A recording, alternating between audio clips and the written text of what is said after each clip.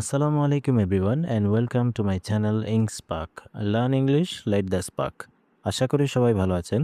আজকে আমরা এসএসসি পরীক্ষা কুমিল্লা বোর্ড 2025 ইংরেজি দ্বিতীয় পত্রের 11 নং প্রশ্নে যে পাংচুয়েশনটি রয়েছে তার সঠিক ব্যাখ্যা সহ সমাধানটি দেখে নিব। ভিডিওটি শুরু করার আগে চ্যানেলটিকে অবশ্যই সাবস্ক্রাইব করার এবং ভিডিওতে লাইক কমেন্ট ও শেয়ার করার অনুরোধ রইল।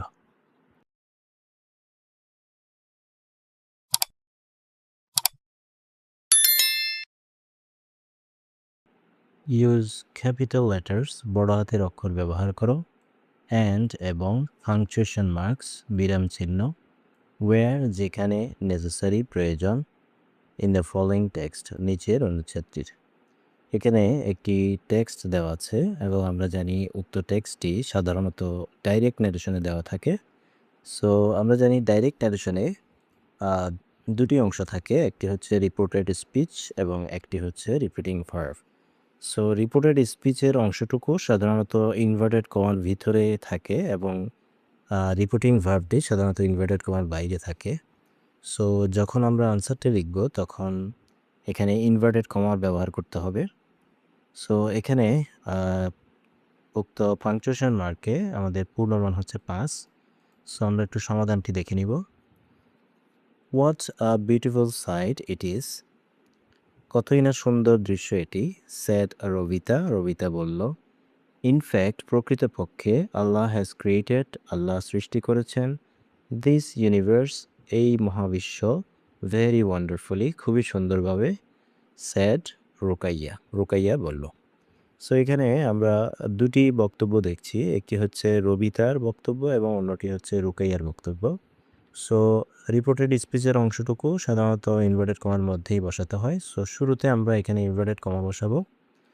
এরপর আমরা জানি বাক্যের প্রথম অক্ষর সবসময় কি হয়, বড় হাতের হয়। সো এখানে ওয়াট শব্দের ডাব্লিউ অক্ষরটি বড় হাতের হবে।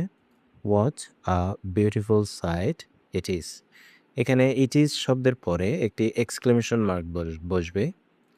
আমরা জানি হোয়াট অথবা হাউ যুক্ত কোনো বাক্য দ্বারা যদি আশ্চর্য, অবাক বা হতাশা বোঝায় সেক্ষেত্রে সেটি এক্সক্লেমেটরি সেন্টেন্স হয় এবং এক্সক্লেমেটরি সেন্টেন্সের শেষে সাধারণত এক্সক্লেমেশন মার্ক বসে, আশ্চর্যবোধক চিহ্ন। সো এখানে what a beautiful sight it is এরপর একটি আশ্চর্যবোধক চিহ্ন বসবে এবং যেহেতু এখানে বক্তব্যটি শেষ সুতরাং এখানে ইনভার্টেড কমা শেষ করতে হবে। এরপর স্যাড ও রবিতা, এই স্যাড যুক্ত অংশটি আমরা জানি রিপিটিং ভার্ব, এটিকে আমাদের ইনভার্টেড কমার বাইরে লিখতে হবে। সো এখানে স্যাড রবিতা বসে যাবে। আর আমরা জানি কোনো ব্যক্তির নামের প্রথম অক্ষর সাধারণত কী হয়, বড় হাতের হয়। সেক্ষেত্রে এখানে রবিতা শব্দের আর অক্ষরটি বড় হাতের হবে। এরপর একটি ফুল স্টপ বসবে। এরপর ইনফ্যাক্ট প্রকৃতপক্ষে। সো এখানে আবারও আমাদেরকে একটি ইনভার্টেড কমা বসাতে হবে এবং যেহেতু বাক্যের শুরুতে এই জন্য ইনফ্যাক্ট এই ইন শব্দের আই অক্ষরটি বড় হাতের হবে। ইনফ্যাক্ট প্রকৃতপক্ষে, এরপর একটি কমা বসবে যেহেতু এটি একটি কানেক্টর। আমরা জানি বাক্যের শুরুতে যদি কোনো কানেক্টর ইউজ করা হয় সেক্ষেত্রে ওই কানেক্টরটি পরে একটি কমা বসাতে হয়। এরপর আল্লাহ, আল্লাহ হচ্ছেন আমাদের সৃষ্টিকর্তা। আমরা জানি সৃষ্টিকর্তার নামে প্রথম অক্ষর সবসময় বড় হাতের হবে। সো আল্লাহ বানানে এ অক্ষরটি বড় হাতের হবে। Allah has created this universe very wonderfully, এখানে বক্তব্যটি শেষ সুতরাং এখানে একটি কমা বসবে, ওয়ান্ডারফুলি শব্দের পরে একটি কমা বসবে এবং এরপরে ইনভার্টেড কমা শেষ করতে হবে। এরপর স্যাড রুকাইয়া, রুকাইয়া বলল। এই রুকাইয়া শব্দের প্রথম অক্ষর যেহেতু বড় হাতের সুতরাং বড় হাতেরই থেকে যাবে। এরপর সর্বশেষ একটি ফুল স্টপ বসবে। সো এই হচ্ছে কুমিল্লা বোর্ড 2025 ইংরেজি দ্বিতীয় পত্রের 11 নং প্রশ্নে যে পাংচুয়েশনটি রয়েছে তার সঠিক ব্যাখ্যা সহ সমাধান। আশা করি ভিডিওটি তোমাদের অনেক উপকার আসবে।